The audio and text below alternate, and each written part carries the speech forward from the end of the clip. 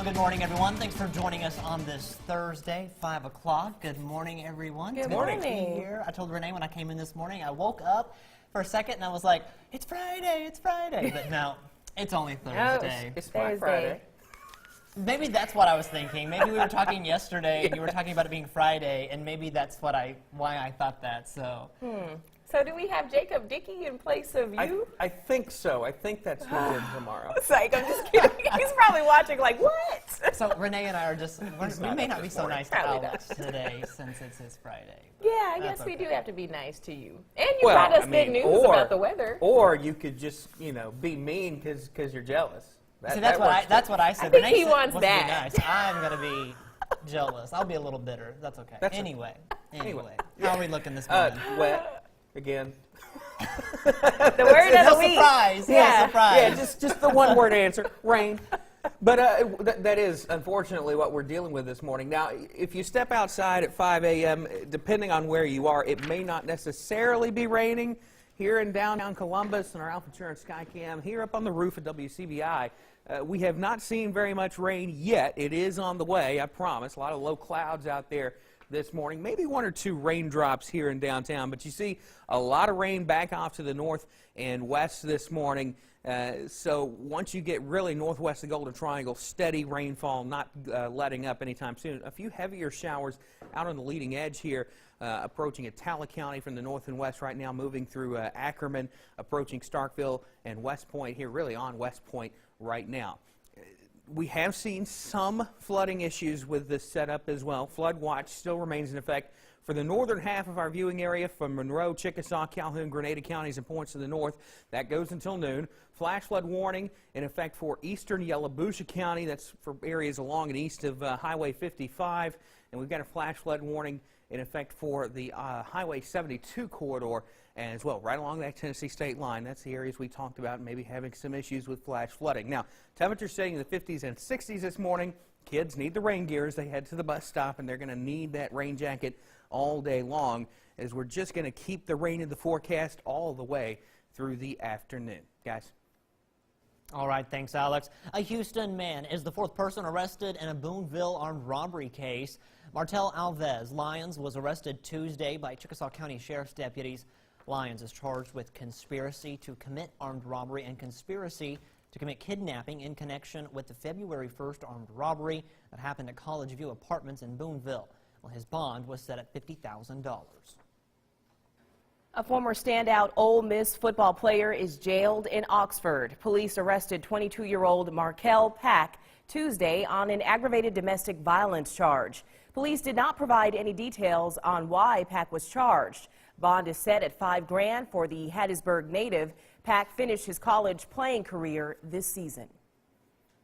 West Point police obtained ATM footage bringing investigators face-to-face with the lead suspect in a fraud case. Wood Forest National Bank supplied police with this video here captured inside the Tupelo Walmart. Well, in the video, you can see the suspect simply walk up and draw money from the account.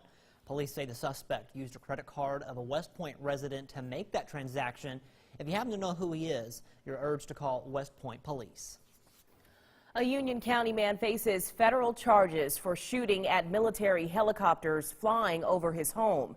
A complaint on Wednesday accuses 60-year-old Gary Kerbal of shooting at the helicopters at least 4 times this month alone.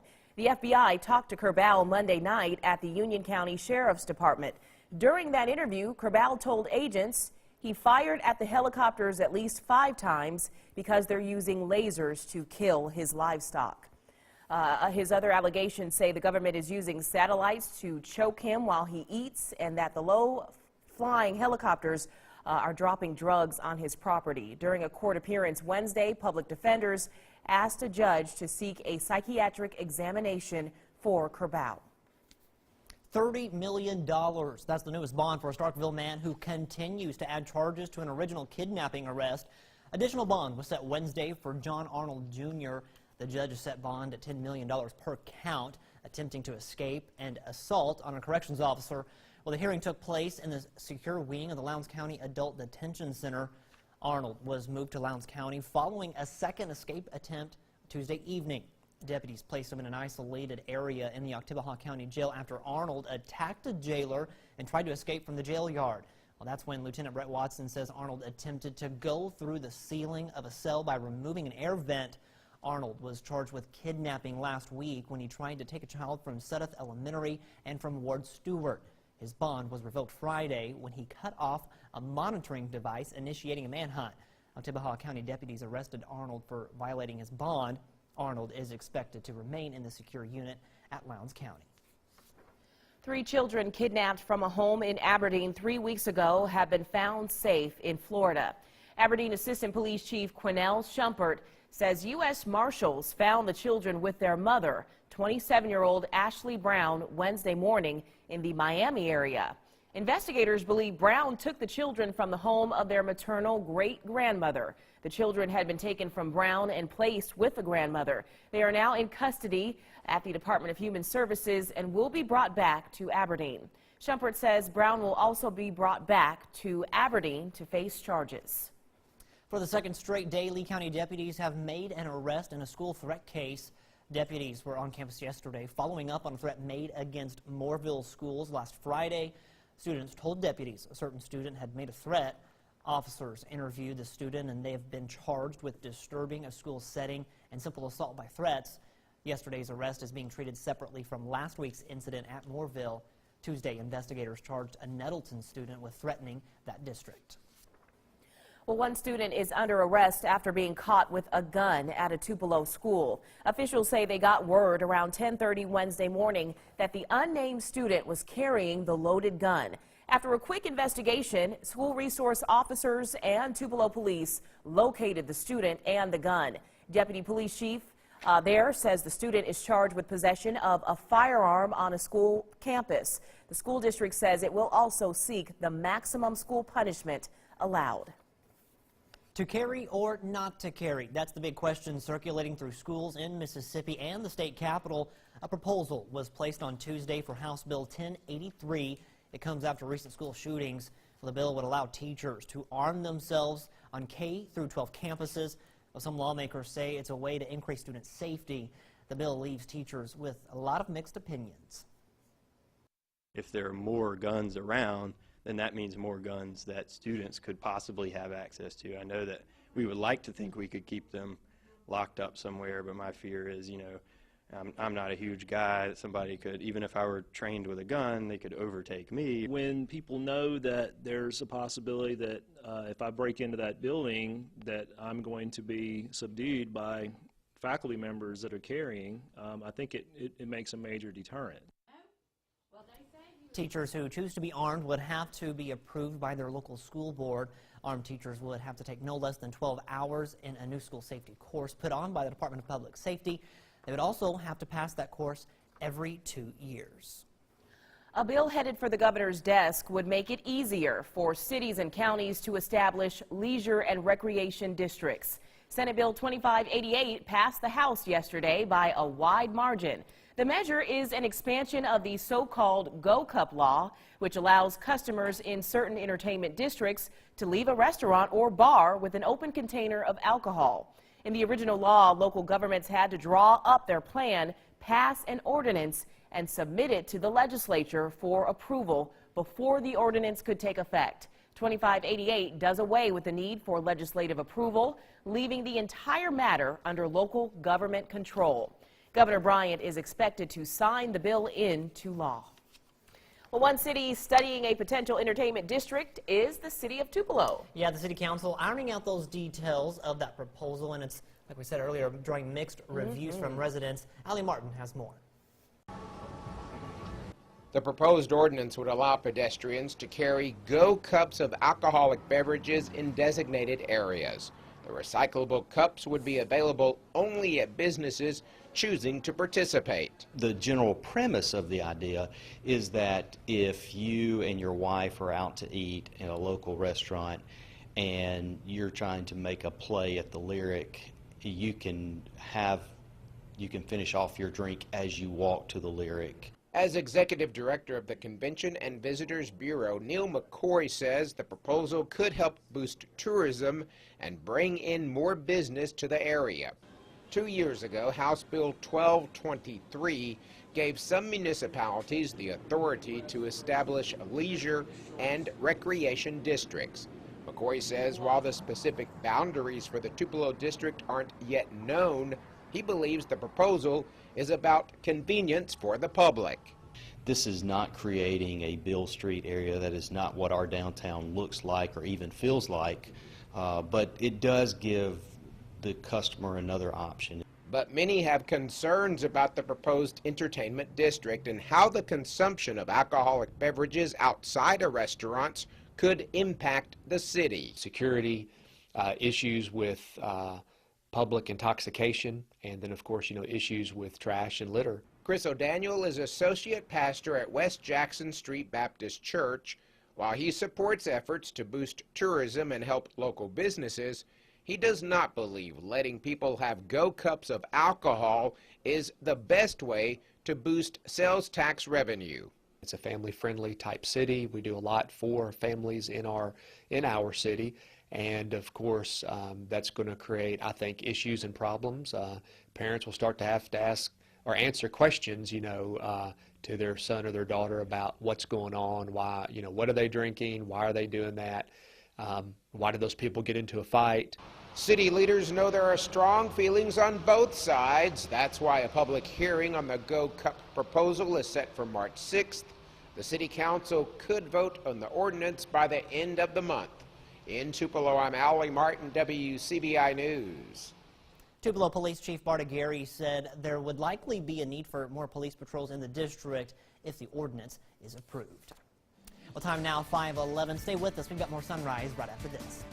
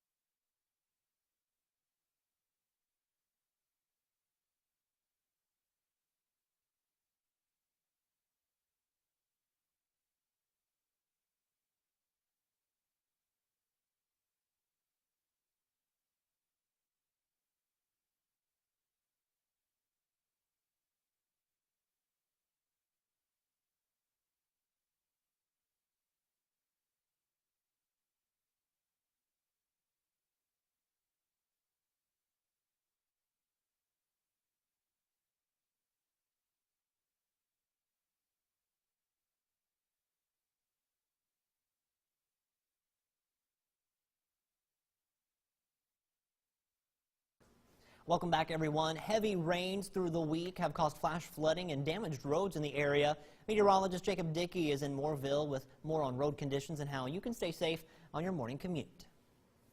Hey, good morning to you guys in the studio. It's a bit wet out here this morning, kind of soggy start to our Thursday. We are in Mooreville in Lee County, kind of a little break in the showers, but still some rain coming through much of the morning long. We're at Highway 178 west of town between Tupelo and Mooreville. This is where the road is still closed because of all of the flooding that has been happening.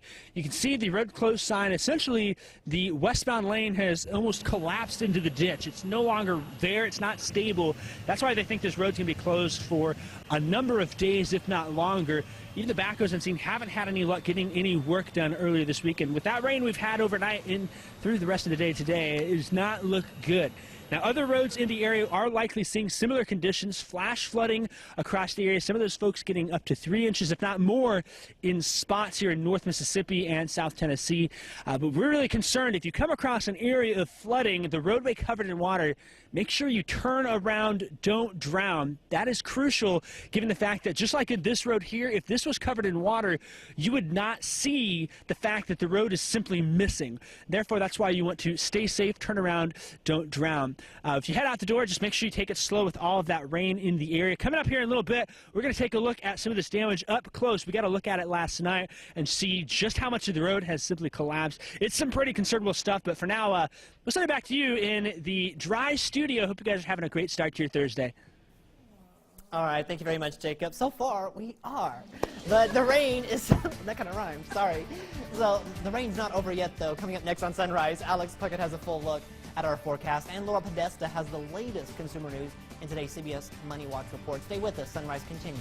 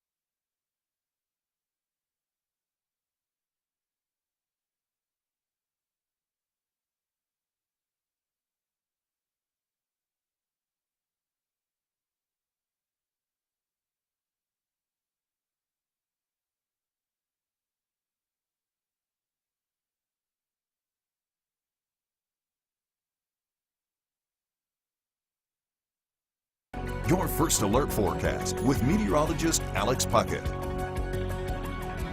Well, we are dealing with cloud cover and we are dealing with rain this morning. Not surprising, but not exactly a great start to our Thursday morning. This is a view from here atop WCBI and our Alpha Insurance Skycam looking over downtown Columbus. Haven't quite seen the rain make it into downtown just yet, but you do see the wide view here. Still a lot of rain to go. You look back at the northwestern edge of that rainfall, way back into Missouri, so we've got a lot of rain in store for us as we go through the day. Heavier showers starting to approach Starkville, West Point, and Columbus at this point. More moderate rainfall further to the north and west. Flood watch remains in effect from Monroe, Chickasaw, Calhoun, Grenada counties and points to the north until noon. Flash flood warning now clipping western Yalobusha County. It's basically along and east of Interstate 55, I should say. And then the Highway 72 corridor. We had talked about that area as seeing the most rain. Looks like that's been the case for the most part, and so they're under a flash flood warning this morning as well. Those will expire a little bit later on this morning. Temperature sitting in the upper 50s and lower 60s for most of us this morning. As we go through the day, we're going to see temperatures kind of hover more than anything in those low to mid 60s, and a lot of rain is on the way. We just can't seem to shake the rainfall as we head into the afternoon. This is for 3 p.m. and it looks like we may see one final band of showers push through this afternoon. By about 6, 7 o'clock, we get those showers pushing off to the south and east out of our area. We start to dry out overnight, even get some clouds to break up. And by the time we get into Friday, we're going to see some sunshine. But we do have additional rainfall on the way. These numbers, by the way, it's on top of what we've already seen as far as rainfall. So anywhere from maybe about ½ inch, 3/4 inch, up to maybe another inch and a half, 2 inches of rainfall across our area over the next 18 hours or so. We stay dry through the weekend, but this next system pushes through Monday. That's going to give us our next chance of rain. Not as much rain, thankfully, as what we have seen over the past couple of days. The good news in this forecast, though, the weekend looking absolutely wonderful. Renee? That is good news indeed. Alex, thanks a lot for that update. Time now 5:20. Alabama pre-K students reap the benefits of getting a head start in the classroom. It's called the First Class Pre-K program. Students enter the program at the age of 4 and get a start on fundamentals like reading, writing, and math skills. A recent study conducted by the University of Alabama at Birmingham and the Public Affairs Research Council show minority and low-income-based pre-K students narrowed the gap in reading and mathematic proficiency. Pre-K instructor Evelyn Hinton says that's just the tip of the iceberg of benefits students and parents can expect getting ahead of the curve.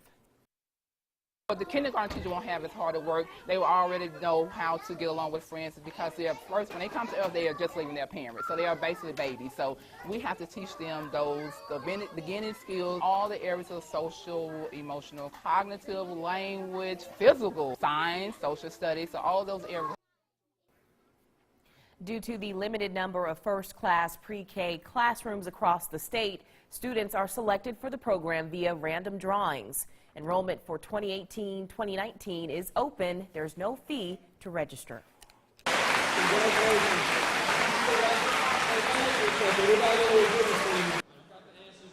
An 8th grader at Tupelo Christian Preparatory School receives a big surprise when she learns her wish to go on a Disney cruise is granted. 14-year-old Alana Gass was diagnosed with HLH, a life-threatening immune deficiency disease. The Make-A-Wish Mid-South chapter learned of Alana's wish to take a Disney cruise with her family, and students at TCPS raised the funds for the once-in-a-lifetime trip. Alana says she's healthy and is looking forward to taking that Disney cruise. It's been like my dream since I was like 8. I've always wanted to, it's been the #1 thing I've always wanted to do. And I love doing stuff with my family and getting to see how their reactions are too, and I think they'll enjoy it as well. You can't go wrong with the Disney cruise, I don't think, that's for sure. Alana and her family leave next weekend for that cruise. TCPS students granted a second wish to a kindergarten student later that day. Alana, have a fabulous time out there. That'll be I fun. love that. That'll I be love fun. that for her. All right, well, coming up after the break, we will ask this morning's Mississippi Peanut Supply question of the day. And later on Sunrise, the gun debate continues in Washington. More on that story coming up on Sunrise.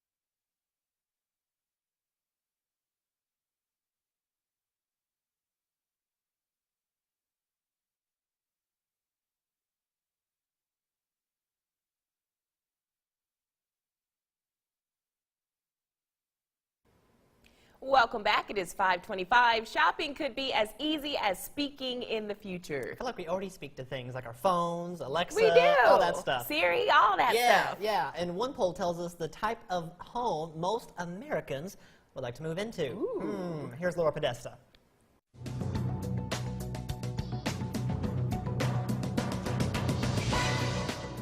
Voice shopping is the way of the future, according to experts. Right now, $2 billion worth of products are purchased annually through Amazon's Alexa and other voice-activated shopping portals. That's expected to jump to $40 billion by 2022. Taking a look at Wall Street, the Dow dropped 380 points. The Nasdaq lost 57. More people are pressing pause on buying a house. Pending home sales slumped in January after a 3-month rise in activity. The National Association of Realtors says all major regions experienced declines in contract signings last month. The index is now at its lowest level since October 2014. Experts predict that this year there will be about 5.5 million existing homes sold, roughly the same number as last year. And speaking of homes, real estate website Trulia believes it's identified America's favorite architecture styles. A poll found 43% of people want a craftsman-type house. 41% would love to move into a ranch-style home, and 36% like colonial dwellings. And that's your CBS Money Watch report. For more, log on to cbsmoneywatch.com. In New York, I'm Laura Podesta. I could do a ranch-style home. I like that. I don't know, kind of growing up in the country. Yeah. You know, a lot of land. My grandparents had a pretty big house. Like, I could dig that. Oh, yeah, you are an Oklahoma guy. Yeah. No shame. I want a brick house because I'm a brick house. I'm sorry. Just She's kidding. a brick house. Yeah. All right. We're Now to having our some fun. Mississippi Peanut Supply question of the day. This is a fun one, too, I think. Are you worried that technology is getting too advanced? Why or why not? That's a good question. Good question indeed. Head over to our Facebook page, WCBI TV, and give us your response. And later on during Sunrise, we'll see if some of you are worried about the way or where technology is headed nowadays. I think it goes back to like the iPhone 10. We were talking about that facial recognition thing. That kind of scared me a little. It's a little weird to me. It is. But It's I a don't little know. strange. So it'll be interesting to see what everybody else kind of thinks about it. So. All right. Well, it is Robbie, I believe, with sports. Good morning, Robbie.